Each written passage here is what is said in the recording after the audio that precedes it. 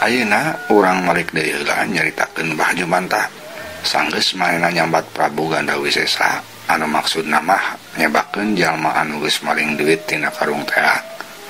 Mbah Jumantah ngarasa pahara bungahna lantaran ku Prabu Gandawisesa manehna geus dijanjian rek dibere duit anu jumlahna 3 tikeleun anu kamari. Jadi dina pikiran Mbah Jumantah geus kabayangkeun bae kumaha lamun manehna geus meunang duit leuwih loba deui. Cek pikirna eta duit rek dipake meuli tanah cenah ayeuna mah meuli kebon rek nyieun imah malah boga pikiran rek kawin deui sagala rupa. Heueuh bener, lamun aing geus boga duit anu loba pisan ku aing rek langsung dipake meuli tanah bae. Tapi mau di lembur aing kudu meuli tanahna di luar lantaran lamun di lembur matak picu bageun batur aing pasti dituduh muncung. Bener, kudu mulina di lembur sejen. Kerentes Mbah Jumantah bari diuk nyanda dina kursi. Hari dengan katuhu nyakal kolobot, kelepus udud, mani nikmat pisan malah bari ngalamun segala rupa. Kabayangkeun ku Mbah Jumantah, lamun geus meuli tanah rek bangun imah, tuluy eta imah nu anyar rek dibikeun ka pamajikan nu ngora. Bener, aing geus boga duit mah sabae ge pasti daekeun awewe teh. Di lembur Cikole aya Sinarti anak juragan bawang. Bener eta kawentar geulis pisan. Baheno lamun aing geus loba duit pasti manehna daekeun. Bapana ge pasti satujueun. Gerentes Mbah Jumantah deui. Tuluy Mbah Jumantah nangtung luntrak-lintik teu puguh. Ari pikiranna mah masih keneh terus ngahayal ngabayangkeun lamun manehna geus bener-bener jadi jalma beunghar. Keur kitu Mbah Jumantah inget ka maonah. Tuluy Mbah Jumantah naong ka goa. Breh katempo maonah keur ngagoler dina talupuh. Katempona siga nu keur sare meniti berapisan. Anu padahal maonah teh keur kapiuhan pas aragrag waktu rek kabur jalan tina paratea. Si onah geus tribra sigana teh yeuh. Aing moal kaganggu lamun aing nyuguh deui ka Prabu Gandawisesa. Bener, ambil leuwih bungaheun. Prabu Gandawisesa ku aing rek disuguh deui. Kala pangorana mah da aya, hayam hideung oge aya jangan nyuguhna mah. Gerentes Mbah Jumantah. Satuluyna Mbah Jumantah indit ka tukang newak hayam. Tuluy mora kalapa duegan jang siapkeun nyuguh ka Prabu Gandawisesa. Sanggeus beres, tuluy susuguh teh dibawa ka kamarna.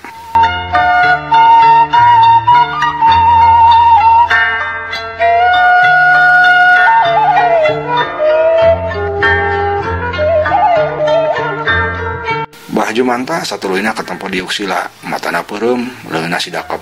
Pok kadenge Mbah Jumantah nyambat Prabu Gandawisesa. Nun kaula nun Kanjeng Gusti Prabu Gandawisesa. Prabu munding anu panggagahna. Sim abdi pun Jumantah ngahuturanan Kanjeng Prabu dongkap ka rompok sim abdi. Cek Mbah Jumantah. Sanggeus Mbah Jumantah geus ngomong kitu, rieg ujug-ujug imah teh karasa ngarieg inggeung. Seor sadaya sora angin pating saleor di luar. Tuluy pledug aya haseup keluar tina parukuyan. Eta haseup anu tadina katampo ipis teh beukeuy abege kandel. Tuluy ngabentuk hiji wujud, cenggelek ngawujud jadi Prabu Gandawisesa. Aya naon sia Jumantah ngangki deui ka aing? Cek Prabu Gandawisesa. Atuh pok Mbah Jumantah nembalan bari katempo dongko hormat pisan.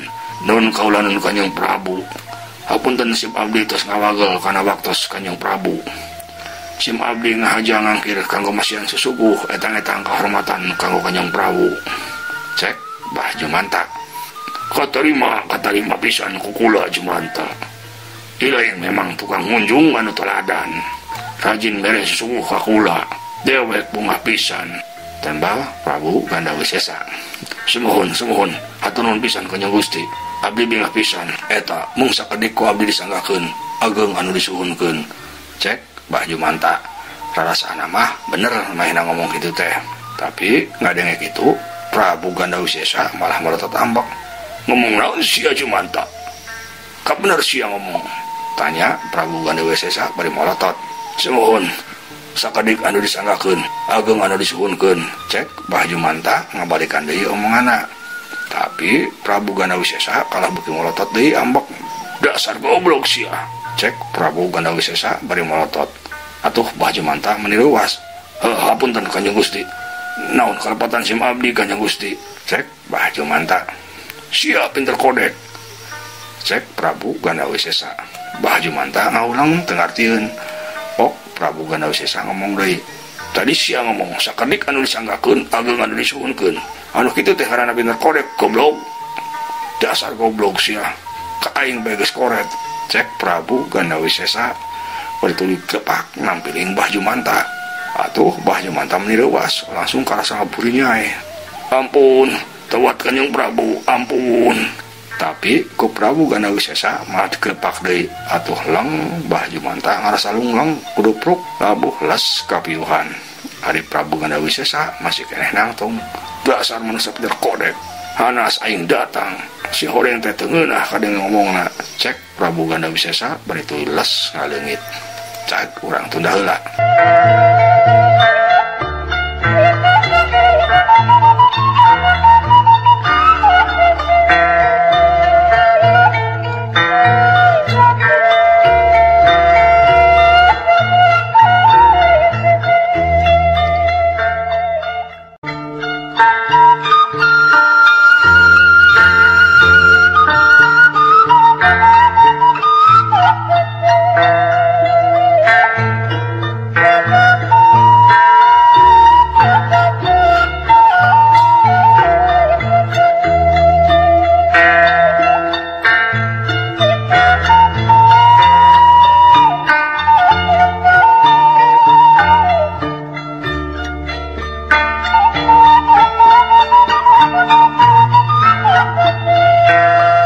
Ayeuna urang caturkeun deui gulang-gulang nyaeta si Sugiri teh anu basa kamari rek mewak bilebe jang ganti Bang Udi, tapi kulantaran bilebena teh sieun ku si Sugiri bilebe teh pajarkeunna kandel imana anu padahal bilebe teh sieun soteh lantaran nyangka anu nyingsiran manahna teh palebe anu tas diusir teh.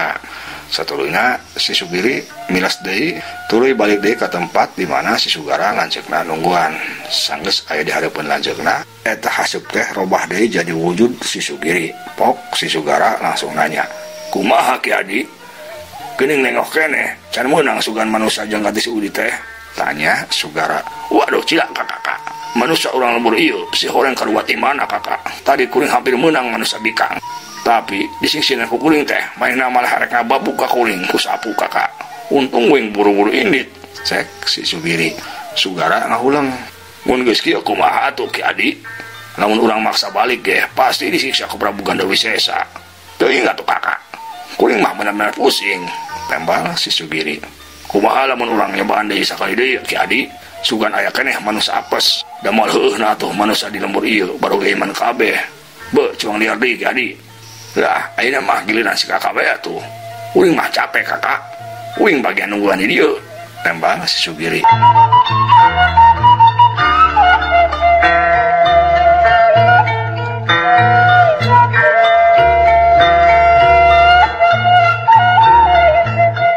Sugara sabarna mah seueuh, tapi da maehna teu bisa kumaha-kumaha. "Nya tuh ari kitu mah. Tapi maneh ulah ninggalkeun kami ya." Cek si Sugara. "Nya kakak. Kuring mah rek leureuh di dieu. Jig kakak ngangkat ka ditu." Cek si Sugiri. Sanggeus kitu mah Sugara ngarobah wujudna jadi haseup. Tuluy haseup teh hiber. Ari si Sugiri ngarengkol dina jukut reup maehna sare kadenge kerekna meni nyegrek tarik pisan. Maklum kerek siluman teh cak urang tunda heula.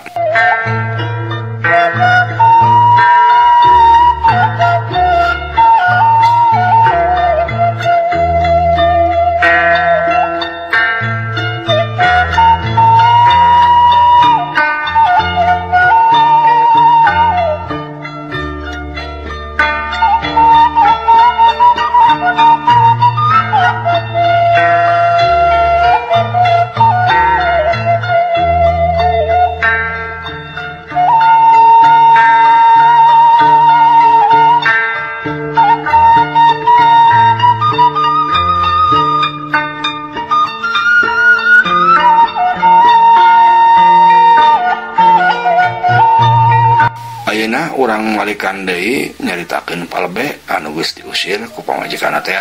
Harita Palebe terus lempang teu puguh tujuan. Sirahna berat, uteukna karasa pusing. "Bu, aing apes-apes teuing. Rek di mana aing puting ieu hees? Ari rek ilu ngendong di tua kampung atau di Pak RT era aing teh. Marahna pasti lu bawa tatanya ongko meureun ka aing." Gerentes Palebe bari angger suku namah ngalengkah lempang. Keur kitu kadenge sora kentrong ditabuh di gardu ronda. Siga namah ngahajak ku ronda ditambah kitu teh supaya jama-jama ulah talibra teuing.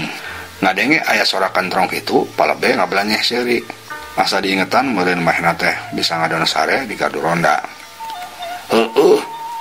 Nah aing pusing teuing. SB aing di gardu lah. Aya batur ongkoh. Alasan mah aing rek ilu ronda boh naon. Gerentas Palebe. Tuluy Palebe lempang rada ngincig. Ambih lewat anjau ka gardu ronda. Hari buntelan pakaian katempo di ponggok.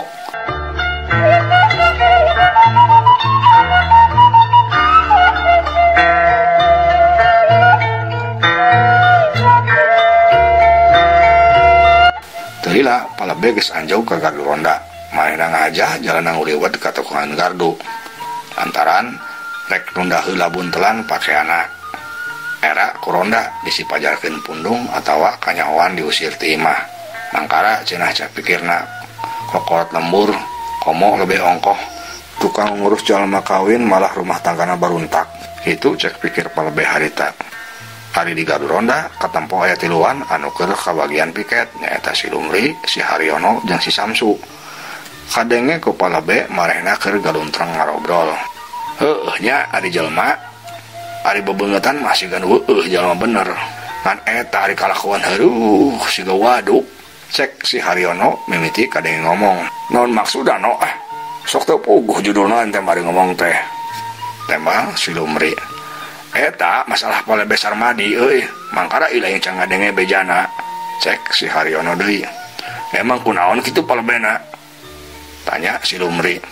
Ah, ilaing mah kuper. Tinggalin informasi. Teu update cek budak oraina mah. Cek si Haryono deui. Kumaha cik kumaha? Beja nomorna teh kumaha yeuh? Tadi dewek ngadenge emang, tapi hawar-hawar. Si Samsu hidung ngomong.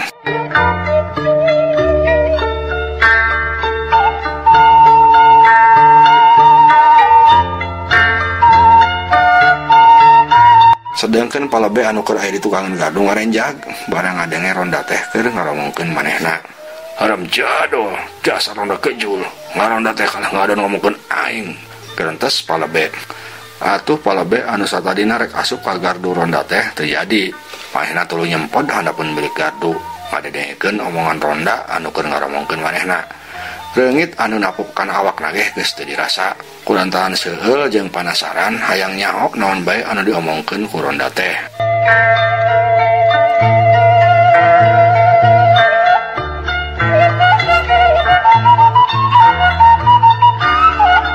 Keur kitu kadenge si Lumri ngomong deui lantaran si Haryono anu tadi ngameutia nyarita teh malah balem. Jih ente mah ari nyarita teh sok tadi teruskeun. Matak pipanasareun batur bae, cek si Lumri. Lain kitu euy. Ieu sumut dewek na ngadenak balem kieu, hese rek pake ngomong teh euy, cek si Haryono. Si Lumri seuleun tapi maehna ngarti. Tuluy maehna ngaluarkeun rokok sabungkus tina saku bajuna, sok ditunda hareupeun si Haryono. Geus gawat udud ambil teu balem bae. Tuluy anggeuskeun carita teh, cek si Lumri. Tah si ente mah ngarti Lum. Tah lamun kieu kita di sumut dewek teh malah balem atuh. Cek si Haryono bari tuluy kot nyokot rokok. Tuluy diseungeut. Kalepus udud. Hasupna diserubungkeun bangeun ku nikmat. Geus atuh geuwat teruskeun caritana. Udud geus dibere. Geuwat teruskeun kumaha kalakuan Palebe teh. Cek si Samsu siga nu teu sabar hayang ngadenge carita soal Palebe. Sameme ngomong si Haryono ngonyot heula rokona. Satuluy napok maehna kadek ngomong. Kieu euy, tadi urang rame pisan. Malah geger lah salembur ge euy. Palebe kapanggihan keur selingkuh jeung bijah tatanggana. Eta nu matak ramena mah ceunah kanyahoan kituna teh keur paduduaan di kolong imah Cinenti. Cek si Haryono. Nu bener ilaing, bijahan urang da centil teh lain yon. Heueuh eta malah nu matak ramena mah kanyahoan ceunah kebeulebena ge. lain anu jadi pikiran dewek mah ari palebe teh pan kokolot lembur pangkatna bae lebe anu artina pan tukang ngurus kawin jeung pabegatan tapi mainna mah kalah mere contoh ka batur kos waduk cek si Haryono.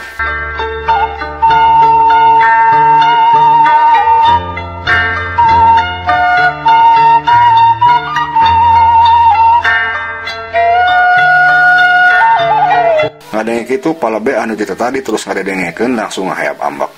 Waduh bener-bener kejul ya jelema teh ngomongkeun aing sampai bebeakan kitu ieu mah ku aing kudu diberi pelajaran manusia teh. Geureuntes palebe leungina geus karasa gatel bae hayang neunggel ka si Haryono. Palebe cengkat maksudna rek nyarekan si Haryono jeung nu sejena tapi manehna mikir deui. Tapi lamun ku aing dicarekan matak pikir rame ke aing wah disebut deui kokolot lembur mere contoh teu bener. Aduh, lamun diantepkeun oge tutumaneun. Palebe ngahulang.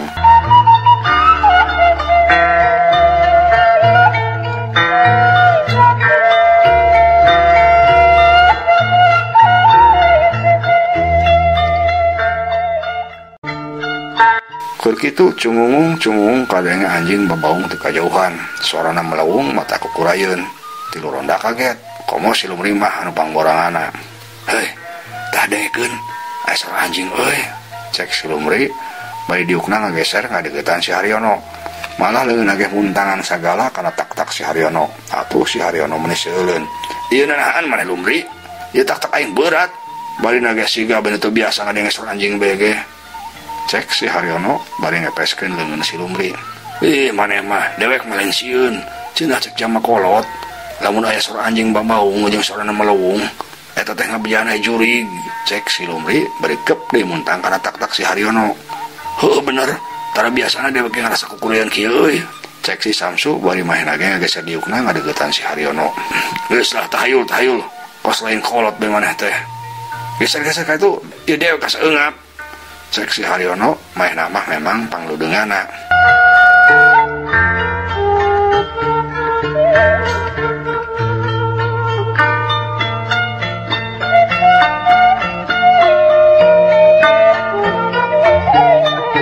Di pihak sejen palebe anu masih kena nyumput di tukangan gardu barang ngadenge si Lumri jeung si Samsu siga soak ngadenge anjing teh malah bunga.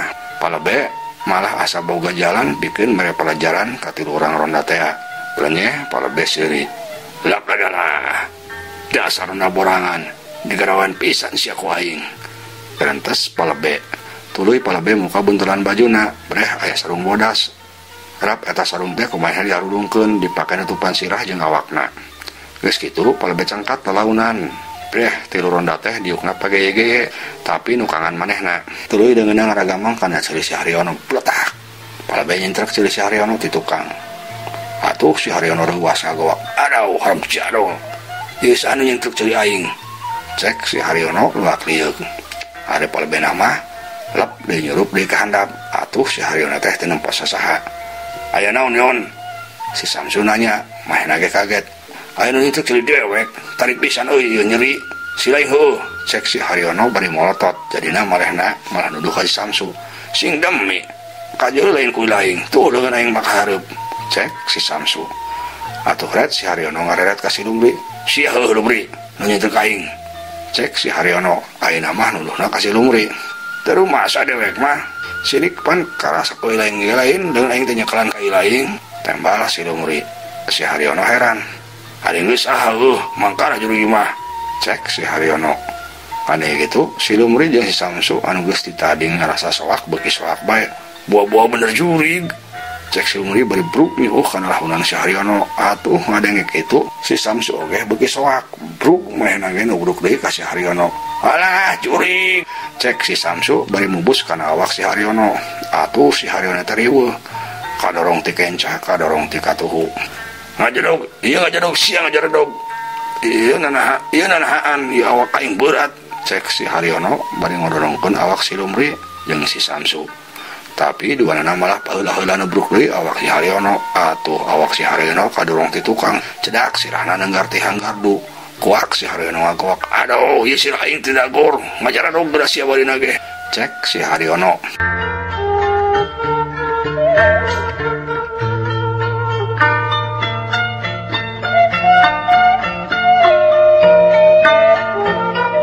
ngadenge kalakuan rondak itu Palebe asa bunga hampir bemain teu kuat nahan seuri. Tuluy Palebe cengkat deui ka luhur breh katempo ku manehna tilu urang ronda teh keur paungku-ungku. Ragamang leungeun Palebe ngaragamang deui kana buk si Lumri. Tuluy dicenggut tarik pisan atuh goak si Lumri ngagoak. Aduh ieu buk aing dijenggut ku jurig, ampun, cek si Lumri begitu nyuuh deui kana awak si Haryono. Nampo kitu Palebe bener-bener ngerasa kagugu. Lila-lila mah manehna teu kuat nahan seuri barakatak atuh Palebe teh teu sadar seseurian mending ngabarakatak. Atuh renjag tilu urang ronda ngarenjag barang ngadenge suara Palebe anu seseurian teh. Si Haryono ngarewos, "Woi, geuning eta mah suara Palebe." Cek si Haryono ngarewos. Si Lumri jeung Samsu ge kaget. "Heueuh geuning, sadana mah Palebe." Cek si Lumri mahina ge ngarewos, tapi silahna masih kena nyuuh. "Heueuh, sigana mah ti tadi ngadengekeun urang ngomongkeun manehna euy, cing teu pok aing yon." Cek si Samsu. "Ah, embung, bareng bae tempona bareng." Tembal si Haryono angger ngarewos. Tuluy tiluanana katempo cengkat talaunan rek nempo ka Palebe anu masih keneh kadenge sisirian.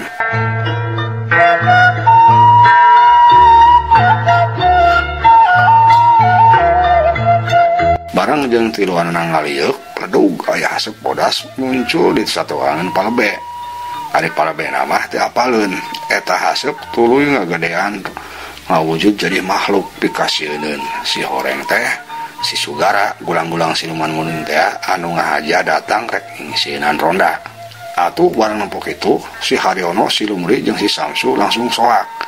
Ari soak nama lain pedah nempo Palebe tapi pedah nempo makhluk pikasieun anu nangtung di satu kangeun Palebe. Jujurig, cek si Haryono anu panggeulana nempo ngagoak bari leungeunna tutunjuk. Berengbeng si Haryono langsung luncat kabur. Si Lumri jeung si Samsu ge sarua soakna. Jurig, cek si Samsu jeung si Lumri bari maranehna ge harudang tuluy berengbeng lalumpatan tapi malah patabrak-tabrak lalabuh. Tapi satuluyna buru-buru harudang deui lalumpatan deui.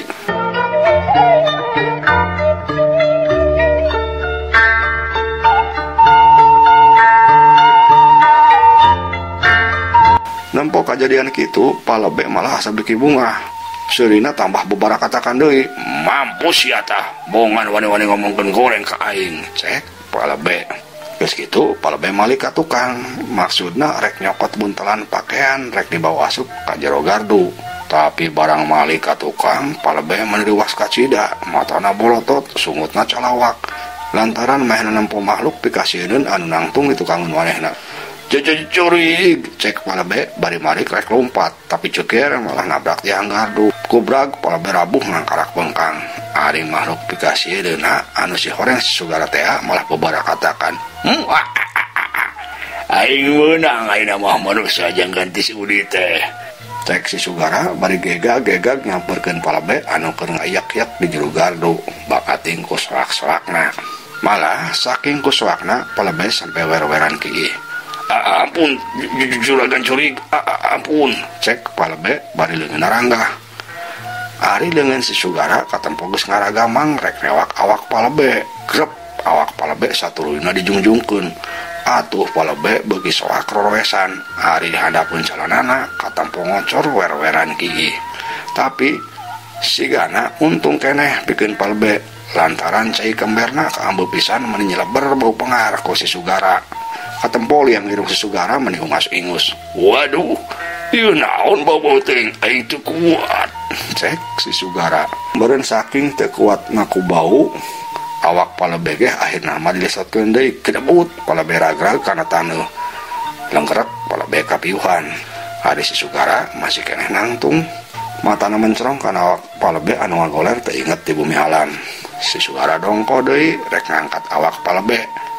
Tapi selebar kaambeuk keneh bau pengar.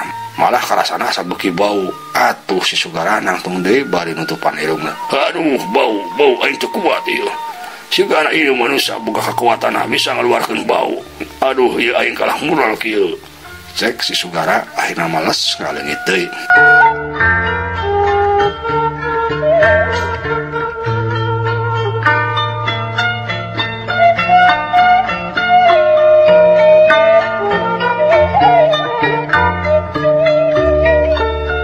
Si Sugara akhirnya balik deui ke tempat sanehna.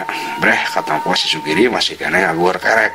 Tuluy ku si Sugara, si Sugiri ditokeran awakna dihudangkeun. "Hudang Ki Adi, hudang."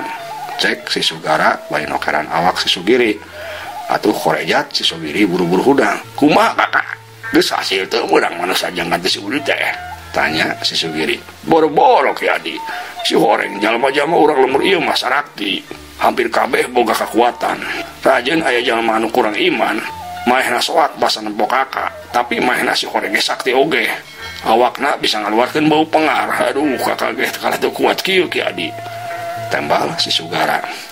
"Ade geus kieu kumaha atuh Kakak?" Tanya si Sugiri. "Urang kapaksa kudu balik heula Ki Adi. Gampang isukan kali deui." Nempo lanceukna geus ngaleungit si Sugiri ge akhirna ilu ngaleungit. Man waktasna seep hapunten kakiranganna mugia katampi kalayan kabirahan. Assalamualaikum warahmatullahi wabarakatuh.